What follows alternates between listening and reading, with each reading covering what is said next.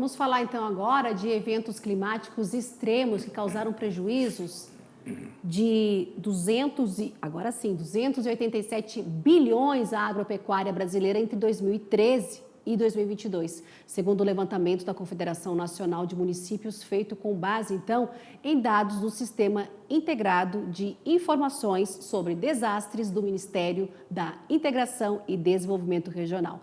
Porque as secas foram responsáveis, então, por 87% dos prejuízos na agropecuária no intervalo considerado pelo levantamento.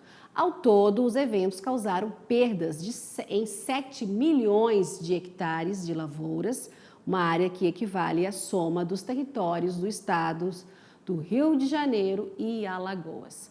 Então, vamos falar mais desses eventos climáticos extremos aí que causaram esses prejuízos todos à agropecuária brasileira. Quem conversa com a gente agora é Felipe Reis, que é analista das safras da Earth Daily Agro. Boa noite, bem-vindo. Boa noite a todos. Sempre um prazer participar do programa junto com vocês. Que bom. Felipe, você viu aí os dados que eu acabei de ler aí, o levantamento aponta, então, que nesses últimos 9 anos aí, os eventos climáticos causaram, então, esses prejuízos de bilhões de reais. E a seca aí, como a gente viu, corresponde por 87% desses prejuízos, né? Foram muitas lavouras atingidas. Como é que você avalia essas perdas quando a gente fala em seca? Quando a gente olha para essas perdas, principalmente seca, nós estamos falando, quando a gente olha para os últimos 5 anos, principalmente o sul do Brasil. Tá? Rio Grande do Sul, por exemplo, a produção de milho, eles produzem milho na safra de verão, nas últimas 4 safras, considerando 2020, 21, 22 e a atual, que está encerrando a colheita 23, eles tiveram quebra de safra. Tá? Soja, eles apresentaram uma quebra de safra em 2020, 22 e agora de novo 2023.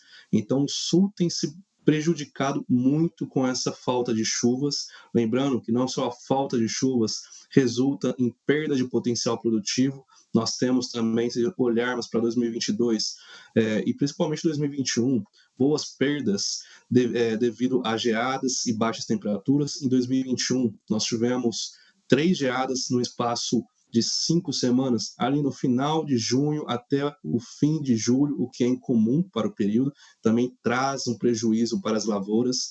O que o produtor, neste ponto, pode fazer é muito reduzido, né?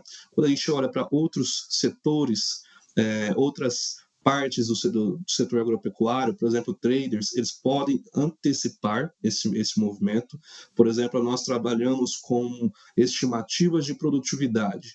Para a safra brasileira de soja 21 e 22, nós já apontávamos uma quebra de safra desde dezembro. O mesmo ocorreu agora, quando nós já apontávamos em dezembro uma quebra de safra de soja e milho lá na Argentina. Então, para quem trabalha principalmente com preço, ele pode se antecipar e mesmo que não seja o cenário perfeito para ele, o prejuízo dele é sempre menor do que o produtor, que quando realmente ele tem todo o manejo ideal, ele fica ainda a depender do clima, temperatura, chuvas, calor, radiação solar, são muitos fatores que influenciam que estão fora do controle do produtor. Então ele tem que se preocupar realmente da porteira para dentro, mas da porteira para fora, alguns fatores fogem diretamente do controle desses fazendeiros.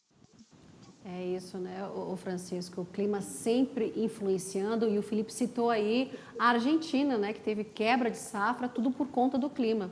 Exatamente, mostramos aqui na semana passada aquele gráfico, né, Simone? Em relação ao ano passado, né, como ele falou ali, só a perda da Argentina, né, do ano passado para esse ano foram 20 milhões de toneladas de soja, em relação que já tinha perdido também o ano passado, né? Então veja que foi uma perda realmente bem elevada, né?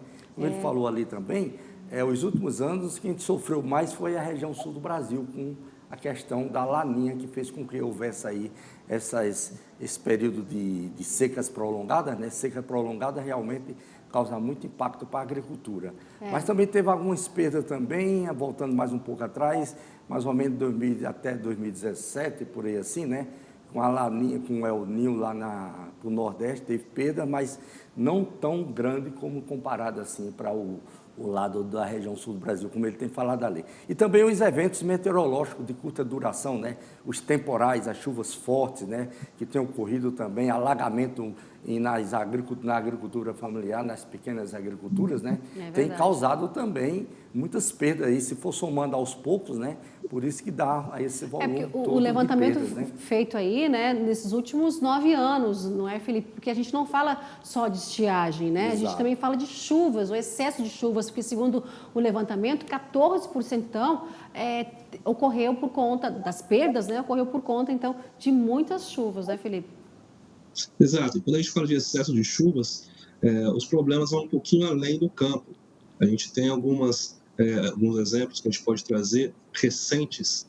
No ano passado, nós tivemos um excesso de chuva na Austrália, onde hoje houve muito danos à infraestrutura, rodovias, dificuldade em não apenas em realizar a colheita, mas em chegar às produções, na armazenagem do produto, do cereal, lá no caso era o trigo, certo? Aqui para o Brasil, o problema pode ser ainda maior, dado a nossa infraestrutura em desenvolvimento em muitas regiões. Quando a gente tem um excesso de chuvas, então, esse alagamento, essa redução na qualidade do grão, facilita a disseminação de doenças nos campos e também pode impactar negativamente na infraestrutura, rodovias, portuário. Então, há muitos fatores que a gente tem que tomar cuidado quando a gente vai falar de prejuízos dentro da agropecuária, porque o produtor é um cara que tem que saber muito bem produzir para que quando ocorra essas perdas, e elas vão ocorrer, a grande dúvida é quando irão ocorrer, mas quando a gente olha para os últimos 10 anos, nós tivemos quebra de safra no Brasil,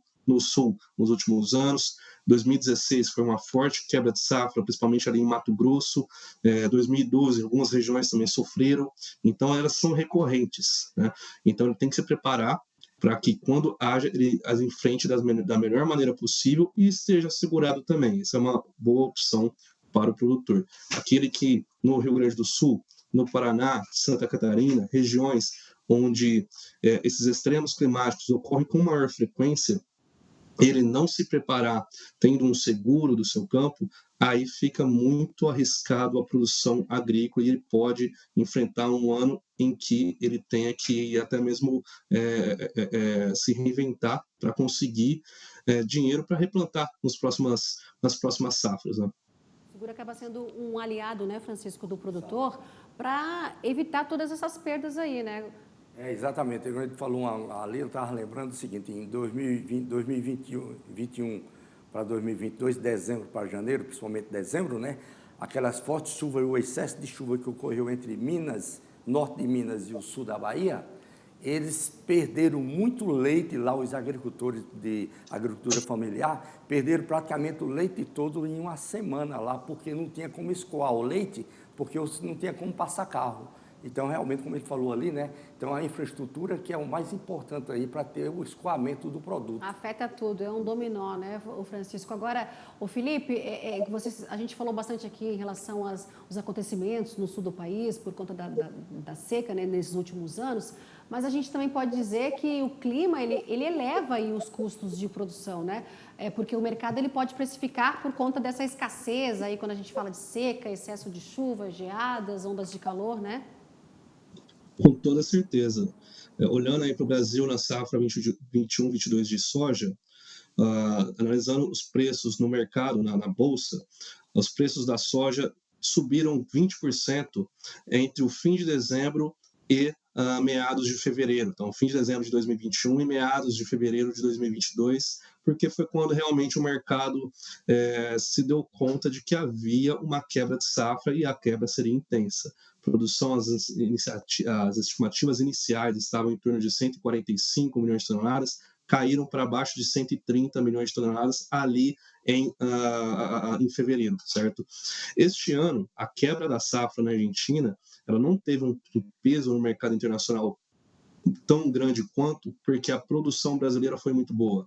A área aumentou bastante e isso cobriu, de uma certa maneira, o rombo deixado pela falta de grãos ali na Argentina. Mas a gente pode olhar para os Estados Unidos, o maior produtor ali de milho do mundo, caso eles tenham uma quebra de safra intensa, com certeza isso vai afetar os preços no mercado internacional e, consequentemente, mesmo com a nossa boa produção, vai afetar os preços no mercado brasileiro também.